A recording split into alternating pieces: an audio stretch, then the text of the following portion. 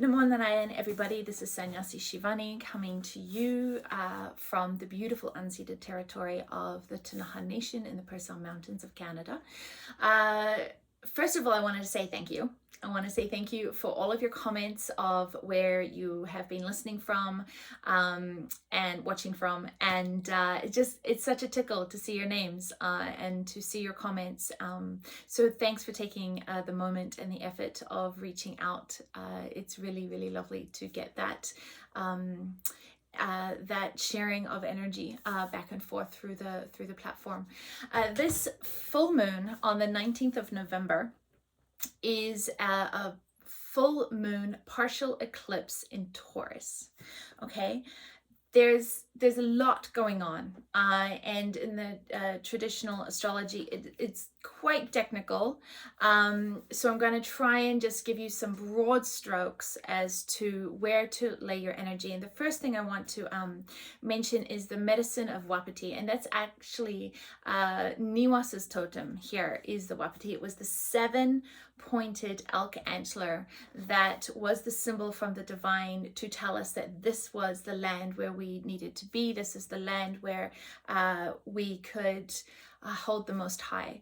So the number 7, I want you to remember that. The number 2, I also want you to remember that, because the numerology that's coming through, the planetary aspects that's coming through, the chakra psychology that is coming through is absolutely just, it's just candy for me. It's just absolutely beautiful. So there is, before I get into some technical details, there are 7 full moons. 7 full moons. Last month was the first one. This is the second one. 7 full moons in a row that are at 27 degrees of their sign. And 27, 2 and a 7 is a 9. So for me, this really resonates that this 7, which is mastery of the mind, frequency of 7 is mastery of the mind, which is the frequency of yoga. And of course, Sri Swamiji always said, yoga will be the culture of tomorrow. And it's not yoga as in trying to fit a yoga, which is not a religion, into a religious box. It's a culture of tomorrow. It's a mindset. It's a perspective. It's an orientation to relation into a state of union, sub-ek, all one, atma bhav. This is the teachings that have come through. So in these 27, there's your 2, 7, and that creates 9. And so that's like a lot of completion for 7 months. There's a lot of completions coming through. And as we know, when we're walking the yogic path, completions means exams. Right? When you're going to complete a level of something, you have exams to move through. And that means the stuff that you've been carrying around this week, last month, last year, this lifetime, last lifetime, all that stuff that is no longer resonating at your potential frequency as a soul, as an indigenous soul living on earth. That's not a native soul, it's an indigenous soul, which is all souls in their relationship to the Mother Earth. That is got to come to the surface, the pieces that we've been holding on. And we only hold on to pain when we feel that the pain of holding on to whatever it is less than the fear of forgetting, the fear of it happening again, right? And that's an aspect of grief. And grief lives in the heart, okay? Which is, we're going to come back to this, which is Anahat Chakra as well. So 2s, 27s, 7 months of completion, 7 full moons, and we're in number 2, okay, which is in Taurus. Now, we also have, right at this full moon time, out of the 10 main planets, we have 7 of them in fixed signs. Now, what does that mean?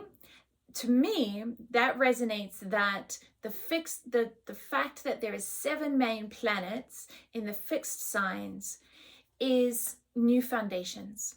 Fixed signs don't like to shift. Think governments. They're on a trajectory to where they think that they should go to be able to hold that Capricornian, I'm not even sure if that's a word, energy of top-down governance. And fixed signs, they don't like to shift. They take a moment. They need a moment to like, oh, okay, so we're going to go in a different direction now.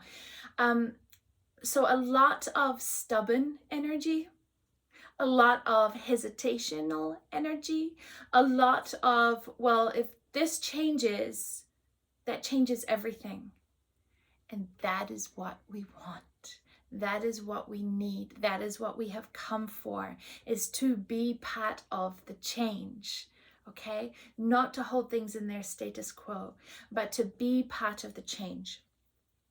And that death and rebirth energy, which is very, very much Shiva energy, is, of course, connected to Pluto, okay? And we're going to come back to that in a minute as well. So 7 planets in fixed signs. There could be a lot of stubbornness, a lot of, with the agitation and the reactions of Mars being so strong in Scorpio, can be a lot of anger and a lot of reaction, okay? So just take a breath, understand that reaction and anger is not actually of the paradigm where we're going. That's actually a response, and a response that you're no longer going to sit in the paradigm that you have been in. And that's good. That energy needs to be there. But we're not necessarily, I don't know how to say this. What I see is that we're not trying to beat the old ways over the head with a hammer, okay? What we're trying to do is redirect the frequency of power, okay? If something has a lot of power, you don't need to kill it to release its power. You just need to reorientate the power out of it. And then everything is, what was it with the yellow brick road? You know, everything is the Wicked Witch of the West, or I haven't seen it in a long time. But you know, where it's like, you know, this big,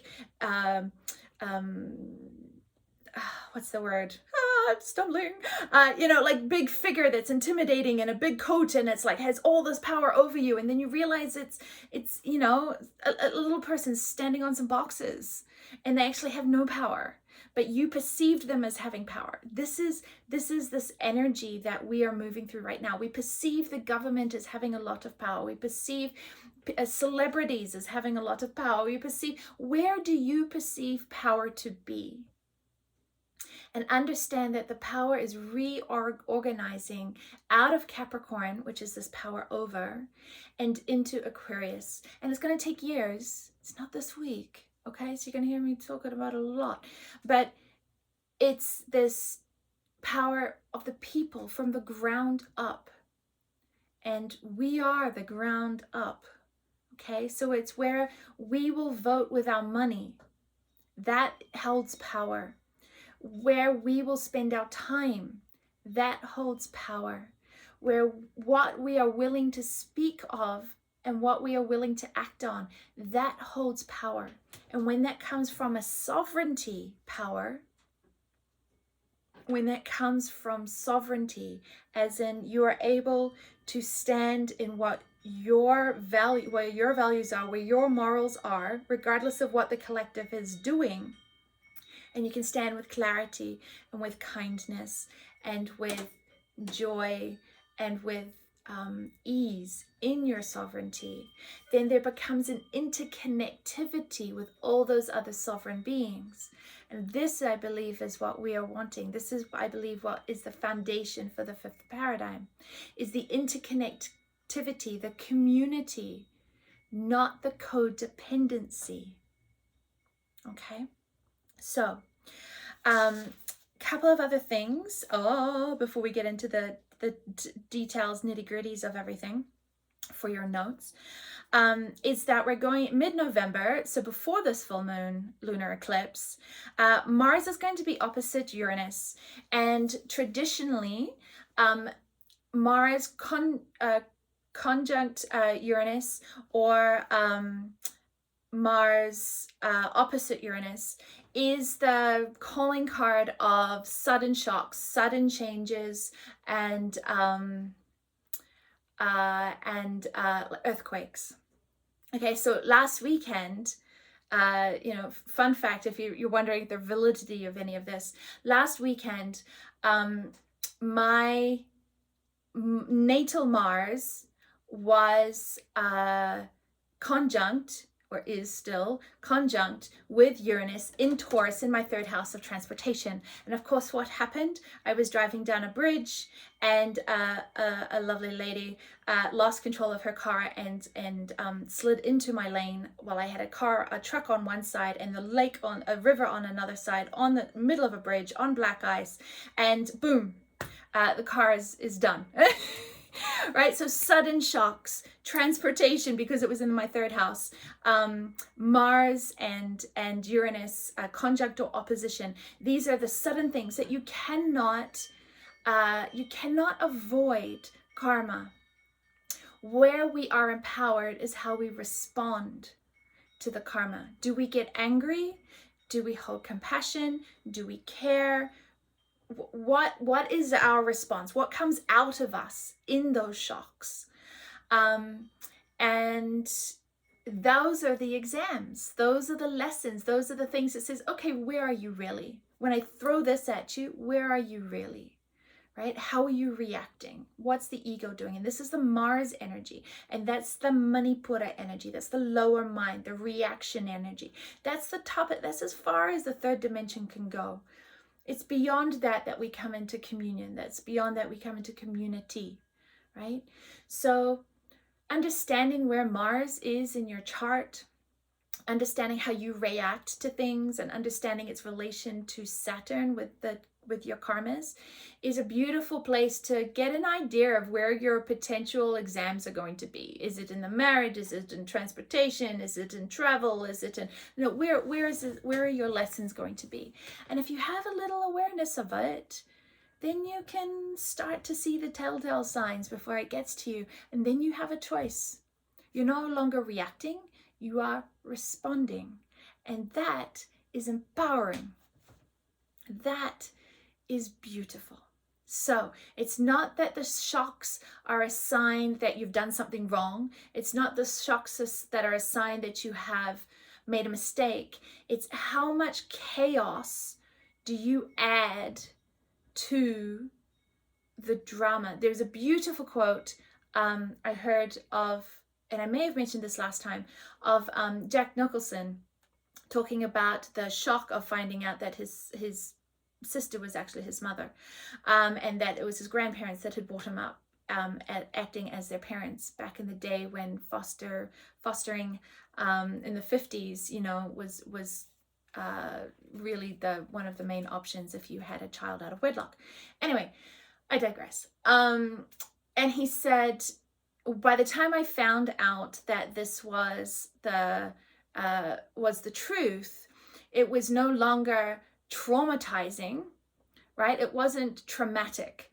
It was dramatic, but it didn't have to be traumatic, okay? Meaning that the psyche and the emotional maturity functioned enough that it doesn't have to be something you held on to keep echoing and repeating. It was dramatic. And so like this car accident that was last week, it was dramatic, but it doesn't need to be traumatic. There is no leftover trauma in my body, that was released with the awareness of what it was as it was coming up a few days later. I had a good cry. All right. So understanding that these shocks around the middle of November, and this is where this energy of the elk comes in, of endurance. Because if you are already, I just need to get to the end of the day, I just have to get to Friday, I just have to get to the end of the month, I just have to get to the full moon, I just have to get, if just is in your vocabulary, then my loves, you need to do some practices, some tools. You need to get into nature. You need to, an asana class. You need to do the practices that are going to build up your reserves. Because from the middle of November until, I'm going to go with April, okay? Just as an educated guess, all right? From middle of November until April, endurance. What can you count on? Where is your stability? The wapiti or the elk is the medicine of endurance, the long game. This is not a, okay, well, this is shocking and this is dramatic and I just have to get to the end of the day. You're already too depleted. You need to do some things that are going to help your reserves. Look at the food you're eating. Look at the quality of TV you're watching. Look at how much time you are spending in nature. Mama Nature is the biggest medicine. This full moon lunar eclipse is in Taurus, which is the earth element. She has what we need. We need to entrain our heart to the drum of the earth. Okay? Technology is part of the Aquarius. There's going to be more technology as we go through the next few years. It can be a tool, but we don't want it. We want it to be a tool to allow our ethereal hearts to stay connected, not a tool to disconnect from the heart of our humanity. So don't let the technology or the AI, right? If we're looking at the meta universe that, you know, Mr. Zuckerberg has decided is the best direction for him to go, that it does not become hyper rational, disconnected from the heart. Our humanity is our biggest gift, and that is the heart of who we are. Hedrayakash is the space where the soul resides. Hedrayakash in Anahat is the space where the soul resides. And your soul is everything. Okay? Not your mind. Your mind is a tool. But your heart is the speech. It is the drum of the soul. And your soul is everything. Okay? So when we're in anything to do with Taurus, which is, of course, as I said, the earth element, we're looking at Muladhara chakra, okay? So there's a difference between holding on to the old ways and the fear, even if it's uncomfortable, but because it's familiar, does not equate the peace that is possible within the Taurian energy, within the Muladhara, okay? Familiar fear is not a justifiable foundation for the courage that it will take to come into a foundation of trust. Because until there is a foundation of faith and a foundation of trust in the divine, and I don't care what divine aspect you're talking about, spirit, nature, Shiva, it doesn't matter. What matters is you are acknowledging that you are part of a bigger picture. Okay, and the seed of acknowledging that you are part of a bigger picture and having faith in that, that is what echoes up into, blooms into Manipura chakra. And that is humility. And humility can surrender, because humility is the acknowledgement that nothing is just you. Humility is acknowledging that even if something creative has come through you, you still have guides, you still have support, you are never alone. And in acknowledging that all of the beauty that comes through you is not from you, that is humility, and humility can surrender. And when humility can surrender, we move from the lower mind of Manipura and we come up into the higher mind of Anahat, into the Buddhi, into Jupiter, okay, into the Guru Tattva. So faith is the foundation of the third dimension, and love becomes the foundation of the fifth dimension, which is this higher mind, Buddhi, interconnectivity. But interconnectivity comes from sovereignty, okay? So Ram, ram, ram, sitaram. I shall move on. Okay. In this full moon energy, Venus, which is in Capricorn, and Mars, which is in Scorpio, are in a really nice complementary frequency. And of course, Venus is the symbol of the feminine, Mars is the symbol of the masculine. And so when those two join, when the feminine and the masculine join, that is the symbol of Anahata Chakra. When the upside down triangle and the upright triangle join, that is the yantra for Anahata Chakra. So right now we have such an opportunity to come through from faith, in through humility, and into the foundation of the heart, using the energy of Venus and of Mars, and in how they're resonating together. Okay. Now, the axis of this full moon is really also interesting to me, because the moon is in Taurus. I've said that a few times now. Okay. But Taurus is ruled by Venus, and Venus is in Capricorn, which is governments, power over, right? And Venus is going to be in Capricorn for a long time. Usually I think it's about 6 weeks, but it's going to go through Capricorn and then retrograde and then go through Capricorn again. So it's going to be there for like a long time. Okay, so this really is bringing the feminine energy, bringing the love into, how do I put it? Resonating the frequency of the divine feminine into that energy of patriarchy and capitalism and consumerism and top-down government power over. And so it's the frequency of the divine feminine that is going to shake up that resonance. Okay? And then when the divine masculine comes in, because divine masculine and patriarchy are two different things.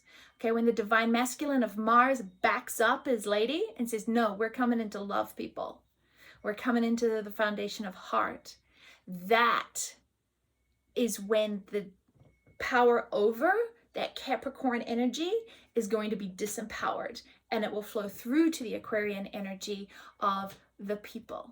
Okay, so the axis of Capricorn, the axis of the full moon being in Taurus, which is ruled by Venus, which is in Capricorn, and the sun is in Scorpio, which is ruled by Pluto, is also in Capricorn. So we have both of the rulers of these axes are both in Capricorn.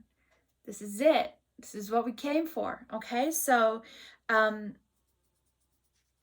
you think that the government is so untouchable. You think that, corruption is so untouchable. You think it's coming to the surface. It's going to all come into the surface. And you have to make a choice of, after the initial shock that you're in a shock of oh my God, really? Then we have to come into, okay, well, who are you in this moment?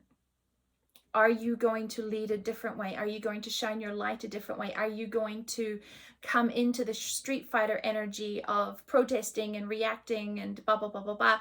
Or are you going to come into the, okay, well, we're no longer going to be interacting with that in this way, and I'm going to put my energy into this other thing.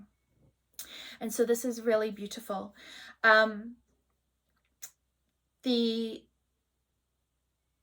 other exciting thing for this, I think it's exciting even though it's a square aspect, is that the axis of the sun and the moon in this full moon is in a square, a T-square with Jupiter. And Jupiter amplifies everything, okay? And Jupiter is in Aquarius, is in this energy of the people and of technology, okay? So whatever is happening on that axis with Venus and Pluto being in Capricorn, and both of those being the rulers of the axis that we're in, understand that the divine light, the guru energy, the amplification is guiding us to come together, and to do so with that sovereign community, and that's where the power is going. So the sun being the ego, the mind, and the moon being the emotional body, we have the ability to tap into this opportunity with Jupiter. And I say opportunity because it is a square energy. It's not necessarily going to be comfortable. It's not how we've been brought up. It's not how our society works. It's not how our reality has revolved and orientated around. But it is where we're going. So let's learn now how to do it so that we can use the energy to its fullest expression. Okay, and Jupiter is going to exaggerate it. It's going to exaggerate where we need to go. So as everything else is falling apart, Jupiter is really lighting a way of this is where we need to go. And it's not easy, but it is possible. Okay. So one more fun thing I just wanted to mention, thanks to Pam Gregory for bringing Algol, the fixed star, is conjunct with the sun in Scorpio. And the mythology behind Algol is actually like decapitation and off with your head. And of course, Pam rightfully mentioned how you know, this could be like off with your heads of state, you know, off, you know, like it doesn't mean physical decapitation, but it does mean that the head of things can be severed, can have an abrupt ending. And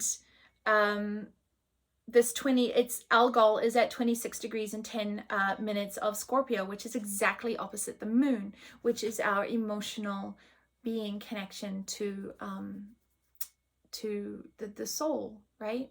So I wanted to also bring to you the awareness that of Kali, because a lot of people see the symbology and the mythology of Kali as quite gruesome, because she's holding a head. She's holding a head with blood dripping down from it. And so Kali is the frequency. She has been born out of Durga.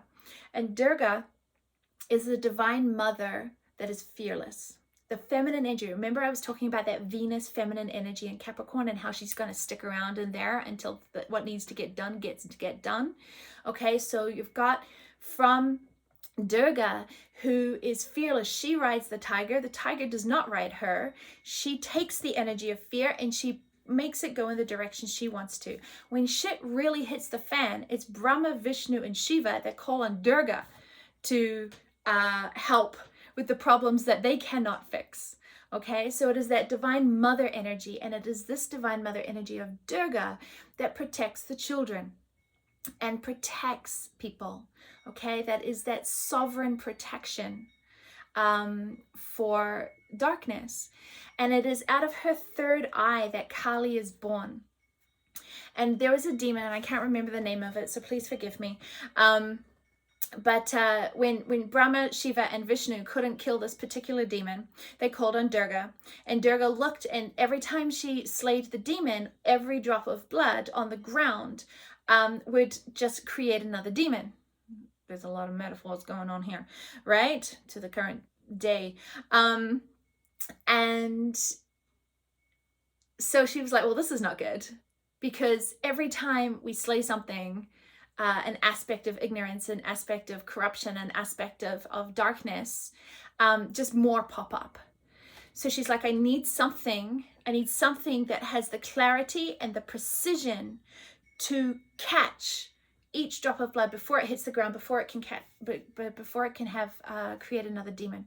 And so out of her third eye, out of her discernment, out of her clarity, she is borns Kali.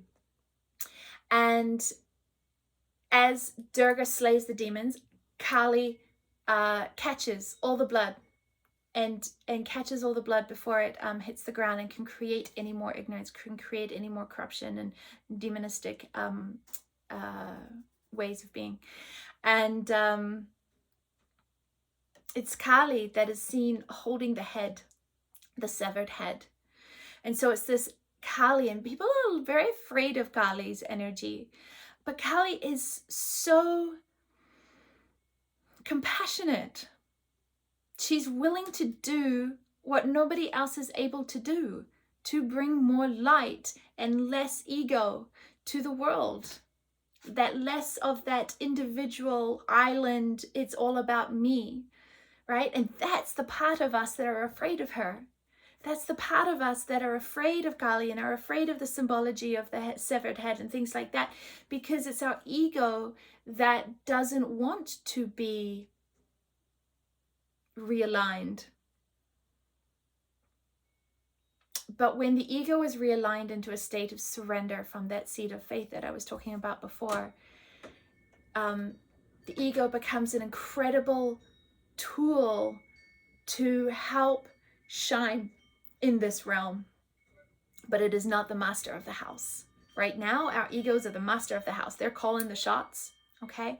But that's not the right relationship. And so Kali severs the head of the ego because it's no longer in right relationship to the bigger picture, right?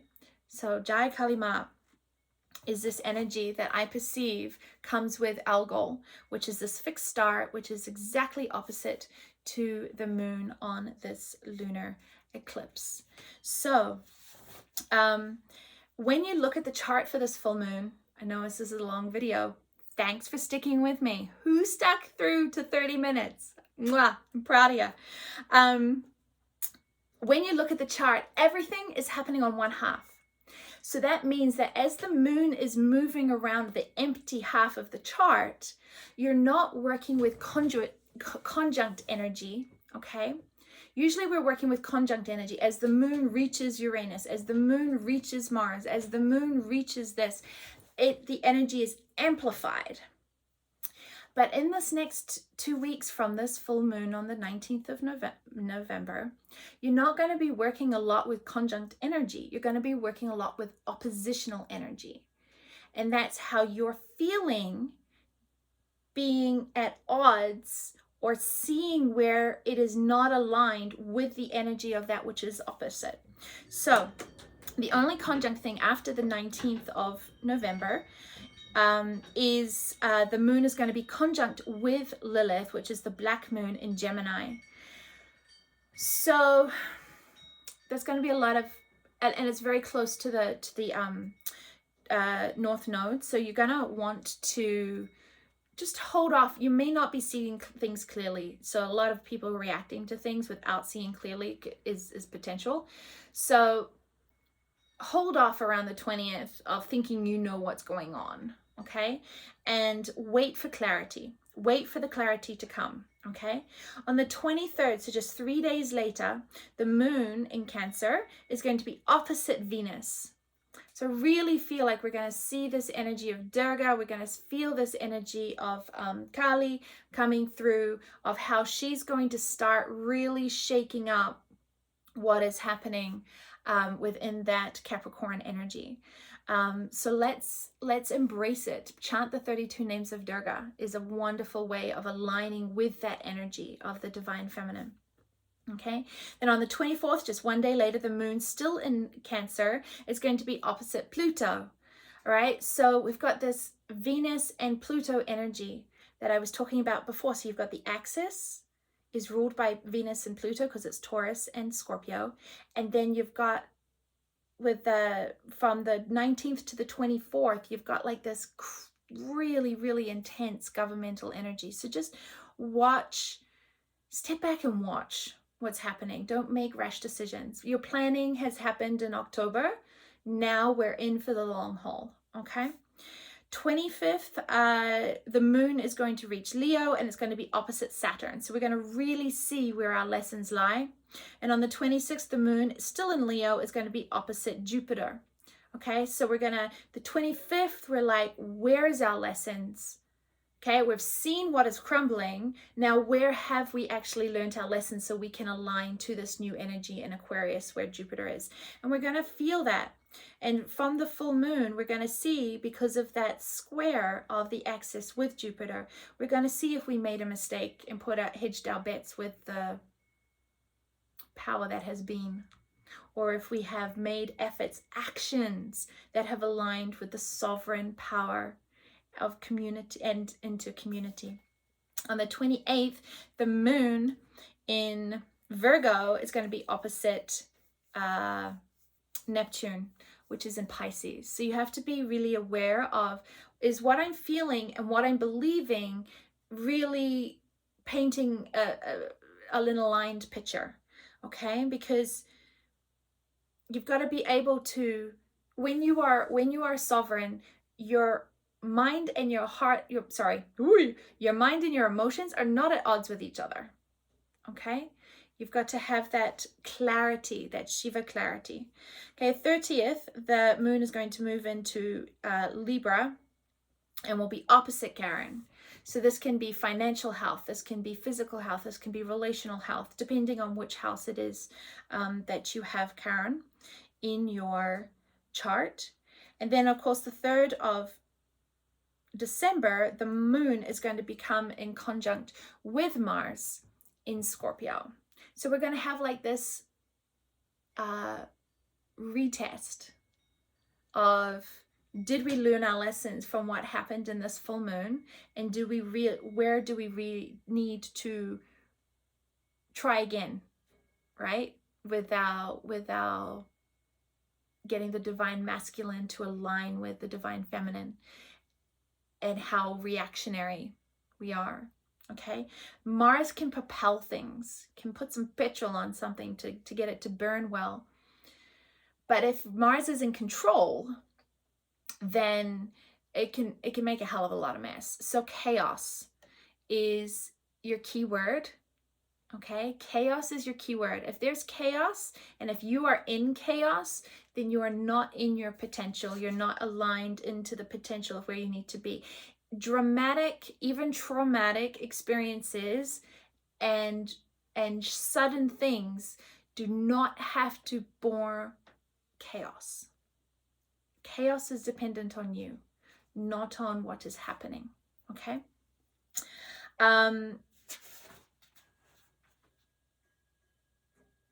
So yeah, so this Mars is this power over energy.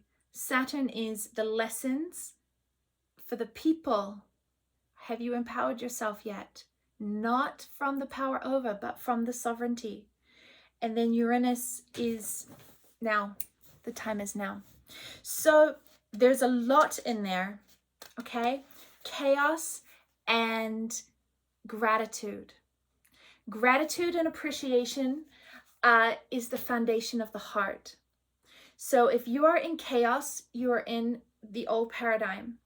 If you are able to watch the chaos and feel the gratitude and appreciation for where you are, you know that you have aligned with this Venus energy, and you're using your actions to have this Mars energy join in the heart.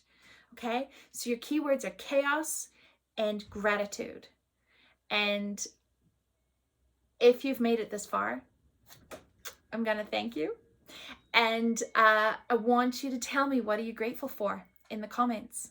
Okay, where is your gratitude in this moment? Because right in this moment, my gratitude is for you. So, Namo Narayan. Talk to you soon.